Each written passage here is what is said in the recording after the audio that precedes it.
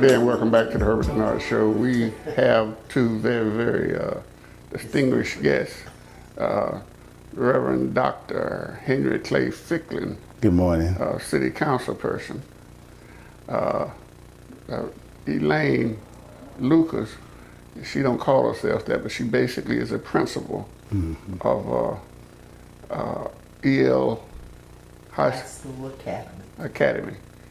That's teaching young people. She's a retired educator. 6 years. What do they call it? The 6-year degree? It's a specialist in education. Specialist in education. But today we kind of talking about, it seemed like the direction that politics is going and making, and how we are some way losing ground. I want to just talk about consolidation for a minute. Robert Brown introduced, the late Senator Robert Brown introduced a consolidation bill last term when he was here, when he was living, and nobody came forward. The city council, the mayor, the business people, Alan Peake, the different people that's running for office, the chamber, nobody came forward and was in favor of his consolidation bill. Why was that, Dr. Ficklin? Basically, Robert Brown's consolidation bill was a true consolidation bill. It looked at all of the authorities and boards around so that those authorities and boards could come together, and that one of the main things that I think that he had in his bill was that if you served on an authority or a board, then you couldn't turn around and draw business into making and then turn around and get the contracts yourself to just line your own pocket or feather your own nest. His bill had language in it that would have prohibited that. And a lot of these people who are on these authorities and board, they're on them so that they can get what they can out of them. And Robert didn't see that as being in the public's best interest. And so his language in his bill kind of prohibited that. And that may have been a reason that no one looked at it, because they saw it as being something that they could not gain from. I think also in his bill he had something about the police. They would have a police chief rather than a sheriff. Yeah. Now, when you look at consolidation bills all over the states that have been passed, and I think we have like 6 in the state of Georgia, there's only one that has the sheriff as the head, as the chief law enforcement agency. All the rest of them have the police department, because citizens, especially in a metropolitan area, they need to have someone who has been trained and certified in various kinds of functions about law enforcement. Otherwise, with a sheriff, anybody could run for sheriff because it is an elected office, and you may have a person at the top of the law enforcement not being certified or even in law enforcement at all, and they do not even have to have worked in law enforcement. Okay, what do you say, Elaine? I agree with Dr. Ficklin that Robert Brown's bill did a whole lot more and had more of the specific, more of the details than this that just passed. I think we're going to have a whole lot of trouble with this consolidation effort. It has placed this whole process in the hands of just a small group of people. That's why we fought so hard against it, because we said once this consolidation bill is passed, that's it. It's out of the citizens' hands. And you can protest all you want to, but if the folks who are on that transition team feel a certain way, and it's obvious they do, they have all the power to create anything they want. They can make this look the way they want it to look. And I think that's what they're going to do. And we fought because it's going to increase taxes. It's also immediately going to reduce the numbers of black elected officials and the number of Democratic elected officials. And Alan Peake led this whole process, Republican, who is the big supporter of Miriam Parris, who signed off on the bill to bring this thing. And if for no other reason she should be unelected, it's that she put that kind of thing on the people of this community, which is favoring the Republicans. Senator Robert Brown knew what he was doing as far as the consolidation bill. And unlike, well, you're saying that nobody, came up to support it. We supported it in principle. Representative Lucas supported it, but all of the folks who favored this particular consolidation bill, that the Allen Peake bill, those people did not support Robert Brown's for the reason that Dr. Ficklin was saying, that it would take power away from them.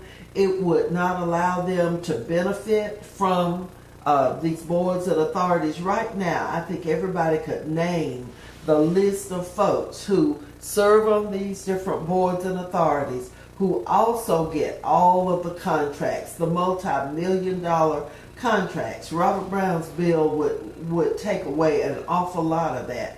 His bill created 11 districts for people running and voting, and the districts were set up where you would have representation based on the population of an area. Under this consolidation bill that passed, you will reduce your representation to a mayor who has tremendous power, can just about do whatever he or she wants, and a commission that's just there to kind of rubber stamp.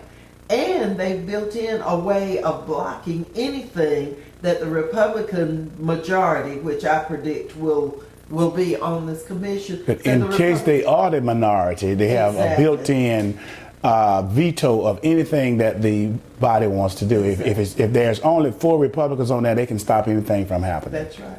But in this last consolidation bill that was passed, it was a large number of some high-profile African Americans that was for it. They were new. They weren't high profile. They were people that we trusted, like Dr. Beverly. Nikki Randall had been serving since '99, and of course Miriam Parrish was elected by the Republicans to be there. And of course they were people who at that time were high profile because of the office that they held. But they got up there and they did not take care of the people's business. And I think that what Robert Brown was, everybody always have known him to be very methodical, analytical. So he had looked at the whole process. Now what they're doing, they're trying to come back after it has passed. They were saying that, buy this sack and we'll tell you what's in it later on. And of course, now they're getting ready with this transition team, and I saw Nikki Randall the other day, and I said, Nikki, I want to be on the transition team. I said, because I have more experience than anybody I know of in Macon, Georgia, in local government. I've always been on the appropriation committee for my whole time serving, now going on 31 years. I said, nobody else has that experience but me. She told me that, she was sorry because it was over with on the 10th of August. And I think this was just like the 15th when I was speaking to her.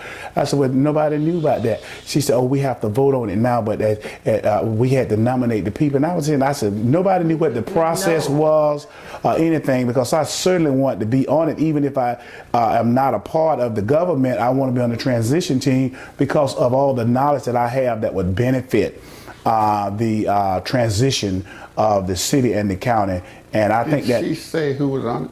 No, she didn't say. Did she say who was nominated to be on it? She didn't say any of that, and she spoke away from that. But she just said that it was too late for me to be on it. See, that's another one of the underhanded kinds of things that we can expect, and it's really, you can't fault the folks in North Macon and the Republicans who went out and voted in huge numbers for this thing, because they will be guiding the process. And Nikki Randall, James Beverly, Miriam Parrish are helping them. They have given our community and our power over to the Republicans in this area for money. And then we didn't go vote. The numbers of people who are in the majority did not go to vote in the numbers, the percentages that we needed to in order to prevail.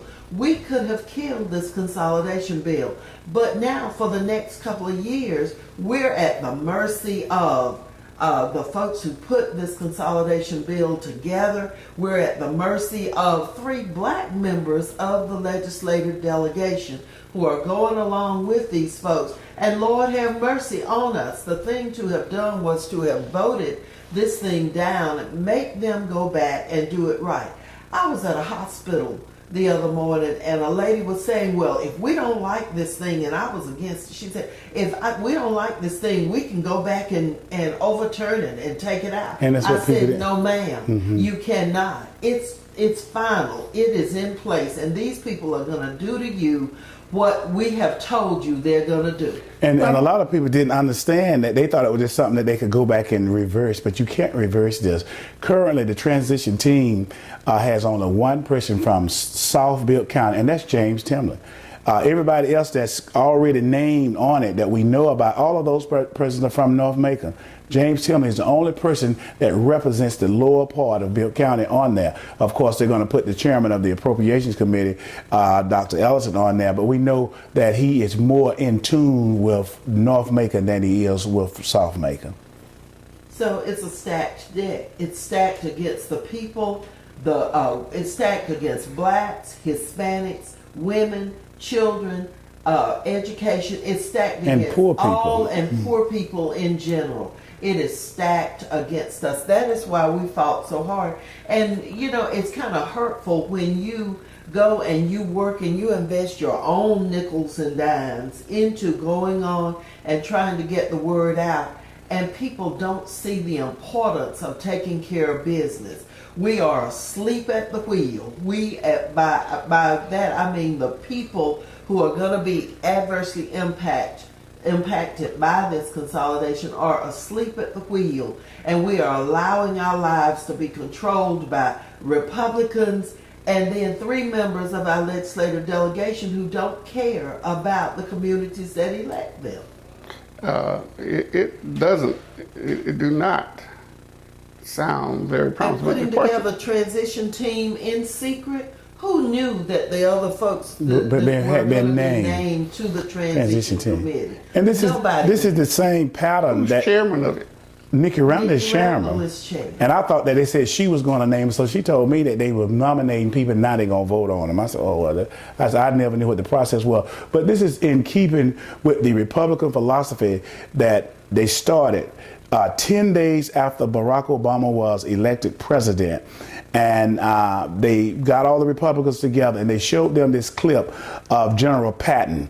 And General Patton was talking about the enemy and what they were going to do to the enemy. And he was talking about the Russians, but they were talking about Obama. And this was 10 days after his election. And the president has had to put up with that, making sure that all his bills are looked at with the worst kind of scrutiny and denied, and every day he has had to put up with that. And they have gotten emboldened because now on the local level, it used to be, and I was just thinking this morning before I came down here, Mr. Dennard, that I remember in 1995 we had a big Republican push to try to get us all out of office. And I think they may have had one other, like in 2005 or 2003 or something like that. But they have learned from their past inability to just remove black elected officials and people who were not in keeping with the Republican philosophy from office. So what they have now done, they have decided that they were not going to run Republicans, they were going to run Democrats who had adopted their Republican philosophy, whether they did it knowingly or unknowingly, and support them and continue to get their agenda out. And that's exactly what we have happening to us now, that these people are supported by Republicans, and Republicans are lauding them. The newspapers saying how wonderful they are, how cooperative they are.